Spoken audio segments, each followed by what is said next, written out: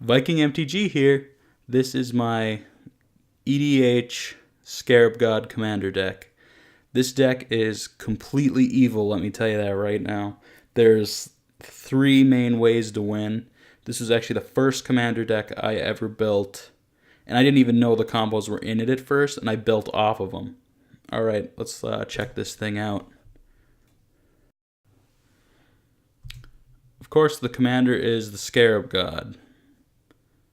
At the beginning of your upkeep, each opponent loses X life, and you scry X, where X is the number of zombies you control. He has a second ability that is 2 colorless, 1 blue, and 1 black. Exile target creature card from a graveyard. Create a token that's a copy of it, except it's a 4/4 black zombie. So its stats change, but it will keep its abilities. And then Scarab God also has that bottom ability there. When the Scarab God dies, you return it to its owner's hand at the beginning of the next end step, which isn't really going to be used here in EDH, but it's an effect and it's there. So we'll start off here with a bunch of creatures that have anthem effects. The first being Diregraf Captain. It's a 3-drop with Death Touch, and other zombies you control get +1/1. Whenever another zombie you control dies, target opponent loses 1 life. Over the course of the game, this card ends up doing a lot of stuff. Then we have Lord of the Accursed, another 3-drop. Other zombies you control get +1/1. You can also tap him for 2, and all zombies will get Menace until the end of turn, and that includes himself. Undead Warchief, it's a 4-drop. Zombie spells you cast cost 1 less. That's a great effect in this deck. It ends up having a huge payoff. And also, zombie creatures you control get +2/1. All these anthem effects add up really quick in this deck. And then we have the Death Baron. 3-drop skeletons you control and other zombies you control get +1/1 and have Death Touch, so all your blockers become really relevant. This is Cemetery Reaper.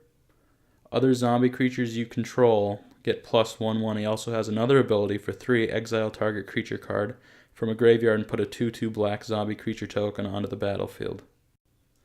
Here's the Lord of the Undead. Other zombies get +1/1. You can also pay 2 to return target zombie card from your graveyard to your hand. Risen Executioner, 4-drop. He can't block, has the anthem effect of giving your zombies +1/1. You may cast Risen Executioner from your graveyard if you pay 1 more to cast it for each other creature card in your graveyard. I mean, hey, it's a way to get him back, so it's pretty cool. These next creatures are going to be creatures that can basically be zombies. Right here we have Adaptive Automaton. So as it enters the battlefield, you choose a creature type. This card becomes that type, and then other creatures you control of that type get +1/1. So it's just another anthem effect off of another creature that is technically a zombie. And then we have Metallic Mimic, which is basically the Automaton's new brother. It does a very similar effect, except this guy gives your stuff 1/1 counters when they enter the battlefield. Alright, then we have the Door of Destinies. As it enters the battlefield, you choose a creature type, so you'll be choosing zombie. Whenever you cast a spell of the chosen type, put a charge counter on Door of Destinies. Creatures you control of the chosen type get +1/1 for each charge counter on Door of Destinies. Over the course of the game, this adds up to be just a ton. And I bet you could pretty much guess this card was going to be in your coat of arms. Each creature gets +1/1 for each other creature on the battlefield that shares at least one creature type with it. Alright, here we have the Obelisk of Urd. It's a 6-drop, but it has Convoke, so you can usually get it out a bit easier. As it enters the battlefield, choose a creature type. Zombies, creatures of the chosen type, will get +2/2. So Liliana's Mastery. Zombies you control get +1/1. When Liliana's Mastery enters the battlefield, create 2 2/2 black zombie creature tokens. We went through all the creatures that give anthem effects, as well as a few artifacts and enchantments that also give anthem effects. Now we're going to start getting into some more relevant creatures that will help you through the course of the game.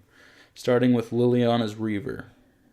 Whenever Liliana's Reaver deals combat damage to a player, that player discards a card and you put a 2/2 black zombie creature token onto the battlefield tapped. So really the goal here with this creature is you're going to Either force them to block, possibly kill a creature, otherwise they're going to have to discard a card and you'll get that token that'll add towards your Scarab God's upkeep ability. Then we have Josu Vess, a good 4-drop. Okay, this card's good at face value, just a 4-drop for a 4/5 with Menace, and it's a relevant creature type being a zombie in the deck. But if you manage to get to late game and you can spend the 10 mana, he's 10 because it's 4 plus the kicker of 6, he'll enter the battlefield and you will get 8 2/2 black zombie knight creature tokens with Menace. It's a lot of tokens that you could end up spitting out in one turn, and I mean, it is doable because it's EDH. You can pull off these crazy things like that. Then we have Relentless Dead. When Relentless Dead dies, you may pay 1 black. If you do, return it to its owner's hand. When Relentless Dead dies, you may pay X. If you do, return another target zombie creature card with converted mana cost X from your graveyard to the battlefield. So here we have the Stromgald Crusader. It's a 2-drop, 2/1 zombie knight with protection from white. But it also has the ability of paying 1 swamp and giving it flying until the end of turn, which is really relevant because black doesn't have a lot of flyers that can block, at least in the zombie archetype. You can also pay 2 more and give it +1/0 until the end of turn. Here's the Grey Merchant of Asphodel. I'm assuming I said the last part correct. I'm not sure. So he's a 5-drop, and when he enters the battlefield, each opponent loses X life, where X is your devotion to black. You gain life equal to the life lost this way. So this card is just great to play like in the mid to late game when you have a good stacked field of 5-6 creatures, because each one of your opponents is going to lose a little bit of life, but you're going to gain a ton.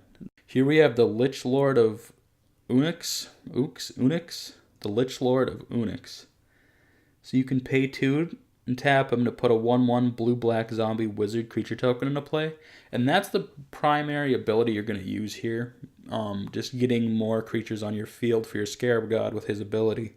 He has a secondary ability of paying 4, and target player loses X life and puts the top X cards of his or her library into the graveyard, where X is the number of zombies you control. That's doable to, shock them for a bit of damage, or if somebody else was milling them throughout the game, you might be able to finish them off. I guess technically you could try to mill someone with this card, but that's not really why it's in here. I guess it's just a secondary strategy if it needs to be. Here's the Plague Belcher. So it's a 3-drop 5/4 with Menace, but the drawback is when it enters the battlefield, you have to put 2 -1/1 counters on a target creature you control. But that's totally doable with this deck because you're going to be summoning tons of zombie tokens that you can just throw these counters on, or something that has an effect of when it dies, because it's probably not going to stay dead for long anyway with the way you can get stuff out of the graveyard. Whenever another zombie you control dies, each opponent loses 1 life. That adds up a ton too. Here's Ghoulraiser. When Ghoulraiser enters the battlefield, return a zombie card at random from your graveyard to your hand. Just a good way to dig a few things out of your graveyard for free. Here's the Pontiff of Blight. I know it's a pretty high mana cost here, but the 2/7 is a good blocker, plus that extort ability. It's the only card with extort in here, and yes, you can only use your swamp since you won't be using any planes, but it also gives all other creatures you control have extort. So if you have a big field, you'll end up just gaining a ton of life off of playing a zombie here and there. It adds up throughout the course of the game to be a lot. Then we have the Shepherd of Rot. It's a zombie cleric 2-drop 1/1. Each player loses 1 life for each zombie on the battlefield. So you really have to watch it with this card. You can try to, if you have a higher life total than the rest of the people there and you just want to nuke them at the table, you can totally do it with this card. Now we have Diregraf Colossus. It enters the battlefield with a 1/1 counter on it for each zombie card in your graveyard. Whenever you cast a zombie spell, put a 2/2 black zombie creature token onto the battlefield tapped. Next we have Skin Render, a 4-drop for a 3/3 zombie, and when it enters the battlefield, put 3 -1/1 counters on target creature. So this is a fun card to block, have it go to the graveyard, and use one of your effects to play it out of the graveyard again, because when it enters the battlefield, it's going to put another -3/3 counters on something, and you can wipe out big stuff that way. Here's the White of Precinct 6. It's a 2-drop, but boy is it a strong one. And White of Precinct 6 gets +1/1 for each creature card in your opponent's graveyard. So if you're playing a multiplayer commander game and there's 4 or 5 other opponents, you are going to get a bunch of power out of those creatures being in the graveyard just from this one little 2-drop right here. Yeah, these 2 cards have a fun little combo to them. So this is the Zombie Master. It's all zombies in play gain Swamp Walk, and you can regenerate them for 1 swamp for as long as it remains in play. For as long as this card remains in play. So that's really cool that they all get Swamp Walk off of this guy. And then we also have right here the Zombie Trailblazer. You can tap an untapped zombie you control, and then target land becomes a swamp until the end of turn. So you can just make one of your opponent's lands a swamp, and then off the other guy, you're going to have Swamp Walk, and you can just walk right in there and bash him for 1,000,000 damage. Next, we're only using 2 Planeswalkers in this deck, and of course you can't have a zombie deck without having Liliana in there. And I think for this specific deck, Liliana Death's Majesty is probably the best one. Her +1 just creates you a bunch of 2/2 zombies. Her -3 allows you to grab stuff out of the graveyard and get it onto the battlefield. And then, of course, the -7, it's a board wipe if you need it to be, and all your stuff is going to live. The other Liliana I decided to run in this deck is Liliana of the Dark Realms. It helps dig for swamps, and as you're going to see later in this video, if you do manage to get her emblem off, it helps a ton. Next, we're going to be moving on to the removal that this deck uses. The first card here is going to be Dark Salvation, so it's XX and a swamp. So you pay a swamp, and then basically 2 mana is going to equal 1 towards the X on the card. Target player puts X 2/2 black zombie creature tokens onto the battlefield. Then up to 1 target creature gets -1/1 until the end of turn for each zombie that player controls. So you can end up killing a lot of indestructible stuff with this card and getting a few extra zombies off of it. Go for the Throat. It's a 2-drop destroy target non-artifact creatures. Chances are you are going to have a bunch of targets for this. Yeah, there are going to be some artifact creatures, but this is going to get rid of probably the other player's commander more than anything, just for 2 mana. It's a great investment. Price of Fame. This spell costs 2 less to cast if it targets a legendary creature, destroy target creature, and then surveil 2. You're going to use this to kill their commander, and in a pinch, if they have something on the board that you need to kill, you can also use it there just for a little bit more mana, and then on top of that, you will get the surveil 2. Dismember. It's a 3-drop, but you can also pay 1 colorless and then 2 life for each swamp if you don't have them at the time, and it'll give a target creature -5/5. So that's another way around indestructible creatures and stuff like that. Of course, Murder. It's a standard black removal card, especially in Commander. You're going to be able to have 3 mana to cast the spell. It's great instant speed. Now we're going to start moving on to board wipes. I think every Commander deck should at least have 1 or 2 in there, for if you're getting overwhelmed, you can clear the board and then eventually come back. The first one we have is Zombie Apocalypse. So return all zombie creature cards from your graveyard to the battlefield, tapped, then destroy all humans. This isn't going to pretty much kill the whole board. It might take out a few of your opponent's creatures, but the more important part is where it says return all creature cards from your graveyard. You're going to be able to just dump a ton of stuff out of your graveyard on that field in 1 turn for 6 mana. Next we have Bontu's Last Reckoning. Destroy all creatures.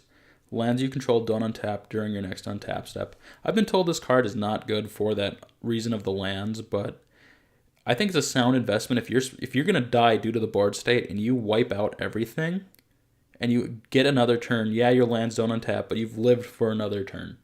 If you wanted to be technical, you could run Damnation instead of this card. This is just a more budget fix, and for Commander, I think that's always great. Another piece of removal we have in here is the Eldest Reborn. So the first tick of it is each opponent sacrifices a creature or planeswalker.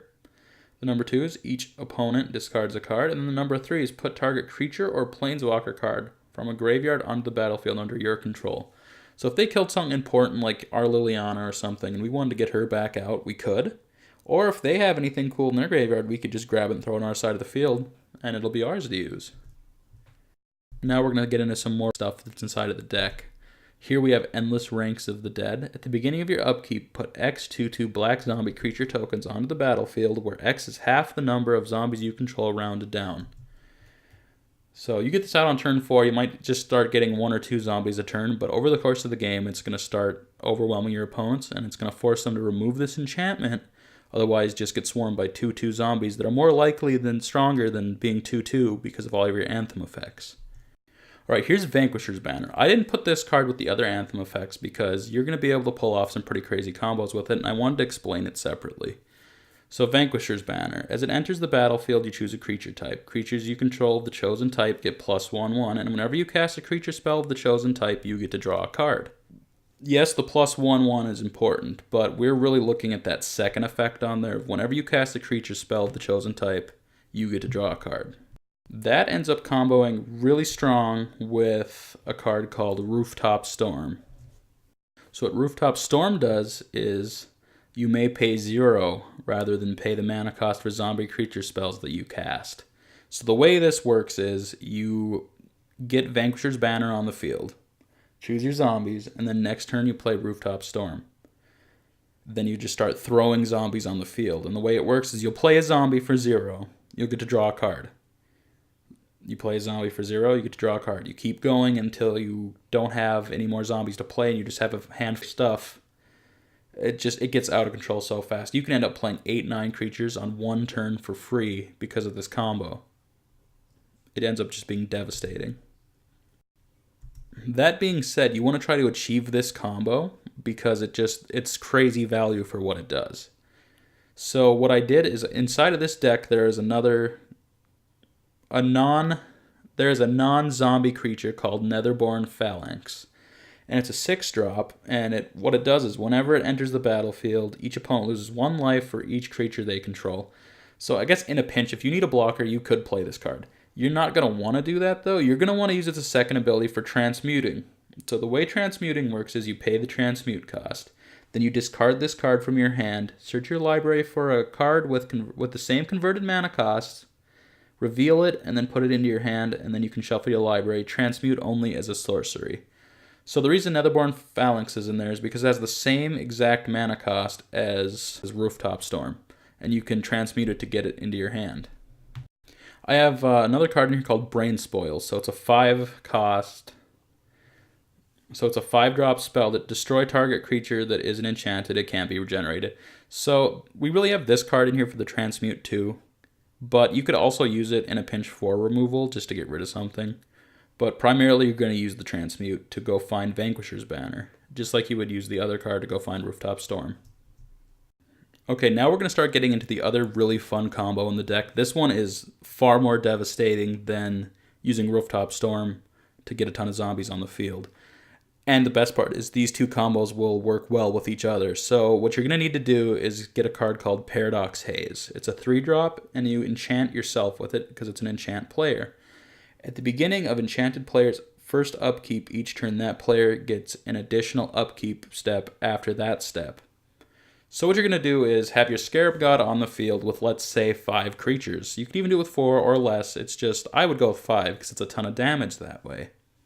And the way it's going to work is Scarab God's ability is going to trigger equal to the number of zombies that you have on the field. So if it's 5, each opponent's going to lose 5 life, and you're going to scry 5, and then you're going to do that again. So they'll end up taking 10. And then you get to scry 10, which you get to find almost... If you're scrying 10 cards out of a 99-card deck, well, a 100-card deck, but your commander's not in there, there's a good chance you're going to hit another piece of this combo. Another piece you're going to look for is called Strionic Resonator. It's a 2-drop artifact, and what it does is you can pay 2, tap it to copy target triggered ability you control. You may choose new targets for the copy. So what ends up happening is Scarab God's ability is going to trigger due to you going to your upkeep. And then what you do is you pay 2, tap this card, and you do it again.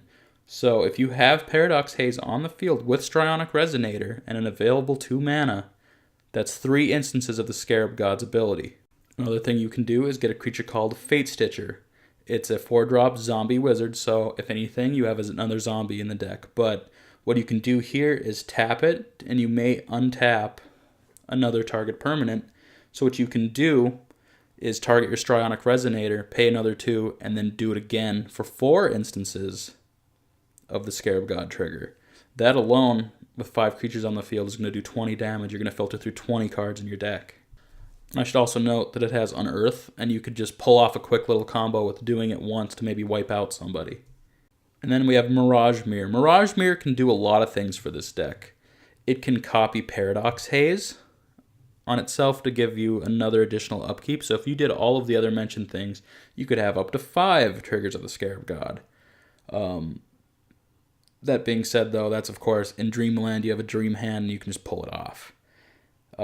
Mirage Mirror can do a lot of other things as well. If your opponent swings in with a big, strong flying creature, you can pay 2 and then just copy the creature and block it. It's just a really relevant card for this deck. You can copy artifacts, you can copy enchantments, and you can copy creatures. So you can give yourself another instance of the Anthem effect. But primarily, I would try to copy Paradox Haze just for that additional upkeep damage. Now, of course, in a deck with this many combos, you're going to want to be able to get stuff off. That's why I have those creatures with Transmute in there, just to help you get those specific cards. I also use Diabolic Tutor, Demonic Tutor, and Mastermind's Acquisition. You can use these 3 cards to find whatever you need for any of these combos. So I threw 1 copy of Negate in here to use as a way to save your combo that's going off. You can save your Scarab God, you can save your artifacts, you can save your Paradox Haze. The reason I decided to go with Negate over any other type of counterspell is the 1 blue. You're going to be primarily using swamps in this deck, but you will have some blue, and I think it's just safer to have that 1 cost of blue instead of 2. Alright, now we're going to get into some fun sorcery spells and other stuff that you can do in the late game, where if you, for some reason, your Scarab God is unable to do his combo, or you can't swing in with all your big creatures. Late game, if you happen to get that Liliana out there that gives you all the swamps, and you have your emblem out where each swamp will tap for 3, you play Exanguate here. Each opponent loses X life, and you gain life equal to the life lost this way. So, again, the more players you're going to hit with this, the more life you're going to gain, and you can just end up doing a ton of damage with this card in the late game, especially if you have any way to excel your swamps being tapped for extra mana. Another great way to make everyone mad at the table is throw down a late game Torment of Hailfire. Repeat the following process X times. Each opponent loses 3 life unless that player sacrifices a non-land permanent or discards a card. It's a great way to get your opponent's hands down, clear their board, and do a ton of damage in the late game. Again, with all this swamp, with all this black mana floating around, we have to use Consume Spirit. Spend only black mana on X. Consume Spirit deals X damage to target creature or play, and you gain X life. I also decided to use a copy of Evil Twin. This is just a relevant non-zombie creature type. It is a shapeshifter, so when it enters the battlefield, if you wanted to get another instance of one of your Anthem effects, you could. Otherwise, you copy one of your opponent's creatures, do its ability, and then kill that creature. Similar to the same reason I run Clone in this deck. You can copy one of your Anthem effects, or you can copy one of your opponent's flyers and then block and save yourself. You lose your Clone, they'll lose their creature. There's a good chance you're going to be able to get this Clone back out of the graveyard and back on the field again, though. And of course, it's EDH, so I threw a Soul Ring in there. Another fun thing you can do in this deck is if you have a very big board with your Scarab God in your set, you can just throw a Nexus of Fate in there, and then Nexus of Fate get another turn. If you have a Paradox Haze out there, and something that can buff Paradox Haze, like Mirage Mirror or any of the other stuff that I said, it's just, you'll do a ton of damage and they can't do anything else about it because you're going to have your turn, then you're going to take your second turn. You're going to have 4 or 5 upkeeps in there, just going to wipe out their life total. The mana base for this deck is basically any lands that can tap for a swamp or an island. I don't have a set anything really. It's just I would put a lot more swamps in this deck than you would islands. And then any card that you have that can tap for both. I'd throw 1 copy of Terraformic Expanse in there and 1 copy of Evolving Wilds just to get that island. Chances are you're going to use those to get the island and not the swamp. You're going to have more swamps than islands in this deck. Alright, this is Marco from Viking MTG. Thanks for checking out the video. If you liked it, give me a subscribe. It'll mean a ton.